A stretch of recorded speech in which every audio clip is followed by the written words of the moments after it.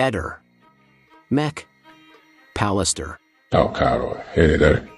Oggi facciamo seguito alla notizia della proroga ottenuta dalla Cattaneo. Credetemi, ben venga, perché vuole essere ancora più sicura per quello che attesterà, ovvero che Lily è stata aggredita e soffocata. E ciò l'abbiamo detto. Ed a riguardo vorrei precisarvi meglio cosa abbiamo rilevato rispondendo a delle perplessità che sono sorte e che avete esternato in qualche commento. Per cui, Eder, ti prego di mostrare il provvedimento del GIP per aiutarci oggi nel chiarimento che vi devo. Allora, noi abbiamo parlato del rinvenimento delle macchie di Tardieu a livello polmonare. Abbiamo detto che esse provano l'asfissia e abbiamo però anche detto che in collegamento a tale dato abbiamo anche la risolutezza della rigidità cadaverica totale al collo di Lily. Ciò spiega che non esiste un caso di autosoffocamento di Lily perché se no non l'avrebbe avuta, invece, allora ciò significa che il suo collo è stato manipolato in vita proprio per un'azione forte di pressione, in un'azione di soffocamento, in cui è stato coinvolto anche il naso, le labbra, la lingua e parte del sopracciglio. Come potete leggere, il dato della lesività al naso è cosa certa, ma non si tratta di frattura, piuttosto una forma di contusione importante da pressione. Il magistrato chiede l'origine di essa e se quindi il decesso sia frutto di opera di terzi a danno di Lily. Noi abbiamo già detto di sì e la Cattaneo sta approfondendo proprio tali evidenze che voglio ripetere oggi con voi.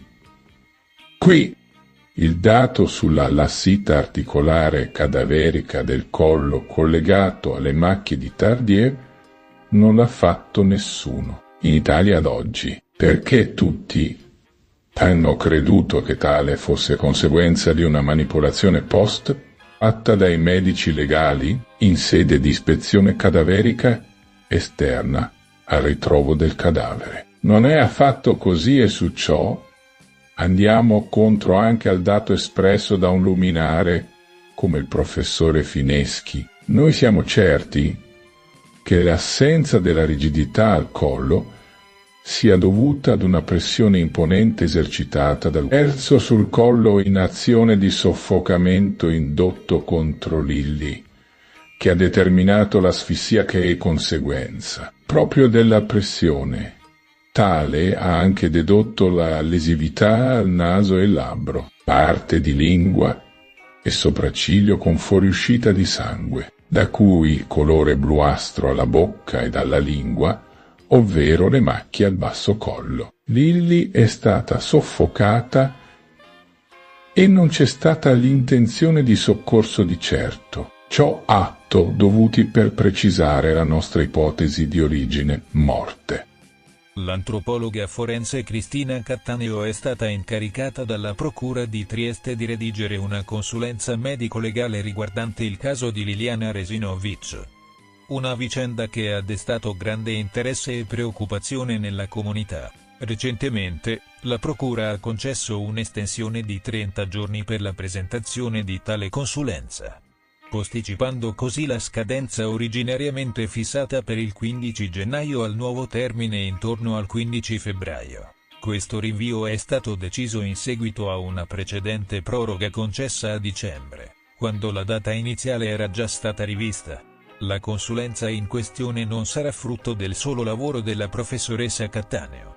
Infatti, sarà una relazione congiunta, firmata anche dai medici legali Stefano Tambuzzi e Biagio Eugenio Leone, e dall'entomologo Stefano Vanin. Questi esperti costituiscono il team peritale nominato dal sostituto procuratore Maddalena Chergia, con l'obiettivo di elaborare un approfondito esame medico-legale che possa far luce sulle circostanze della morte di Liliana Resinovic. La necessità di un nuovo esame sui resti della Resinovic è stata sollecitata dal giudice per le indagini preliminari, Luigi Dainotti. Quest'ultimo ha scelto di non accogliere la proposta della procura di archiviare il caso, evidenziando invece oltre 20 punti specifici che richiedono ulteriore indagine e chiarezza.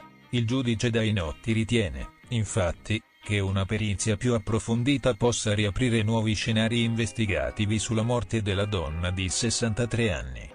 Secondo alcune indiscrezioni riportate da un quotidiano di Trieste, che ha anticipato alcune delle informazioni emerse recentemente, la perizia potrebbe aver rivelato la presenza di segni e lesioni sul corpo di Resinovic che sarebbero compatibili con l'intervento di terze persone, contraddicendo così l'ipotesi iniziale di suicidio. Liliana Resinovic era scomparsa il 14 dicembre 2021. Dopo essere uscita di casa senza lasciare tracce. Il suo corpo è stato rinvenuto il 5 gennaio 2022, in circostanze particolarmente inquietanti. Era stato chiuso in 2 sacchi destinati ai rifiuti solidi urbani, e la testa avvolta in 2 sacchetti trasparenti solitamente usati per conservare alimenti. Questo scenario, nonostante la sua stranezza, aveva inizialmente portato a concludere che si fosse trattato di un suicidio. Le indagini furono affidate alla polizia, ma nessun elemento chiarificatore emerse immediatamente. Al momento del ritrovamento, la donna non aveva con sé documenti, telefoni cellulari o portafoglio, aumentando ulteriormente il mistero intorno alla sua scomparsa e morte. Malgrado i numerosi esami effettuati sulla salma, la procura non è riuscita a convincere il giudice dell'archiviazione del caso. Il GIP del Tribunale di Trieste ha deciso di mantenere aperta l'inchiesta, con la speranza che la nuova consulenza medico-legale possa finalmente fornire le risposte necessarie per risolvere questo caso complesso e doloroso.